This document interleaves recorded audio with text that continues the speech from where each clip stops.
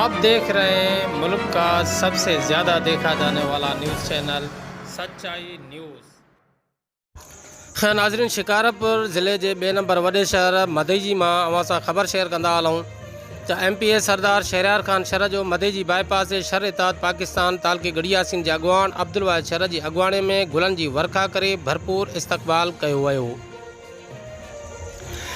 इस्तक़बाली मेड़ाके में शर इताद ज़िले शिकारपुर के सदर जुल्फ़कार अली शर, तालका गड़ियासीन के सदर Raja Khan Shar, general secretary comrade Nawab Shar समेत मदेजी तोड़े पसगरदाई के कई ॻोठनि में वॾे तइदाद में शर बिरादरी के मुअज़्ज़िज़ीन ऐं माण्हुनि शिरकत कई।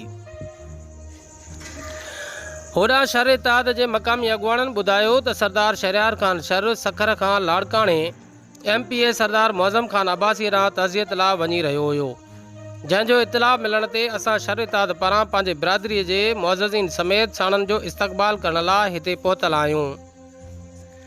ॿिए पासे शर बिरादरी पारां मक़ामी होटल ते सरदार जे मान में रिफ्रेशमेंट जो प्रोग्राम पिणु रिथियल हुयो, मगर मीडिया की मौजूदगी जो ॾिसी शहरयार ख़ान शर माज़रत करे बग़ैर रिफ्रेशमेंट जे हलियो वियो। इलाही बख्श भुट्टो, सच्चाई न्यूज़ मदेजी।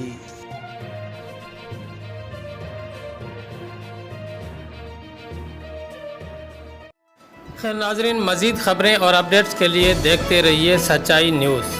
आप हमारी खबरें किसी भी वक्त यूट्यूब, ट्विटर और फेसबुक पेज पर सच्चाई न्यूज़ स्पेल है SACHAI स्पेस NEWS लिखने के बाद सर्च करके देख सकते हैं।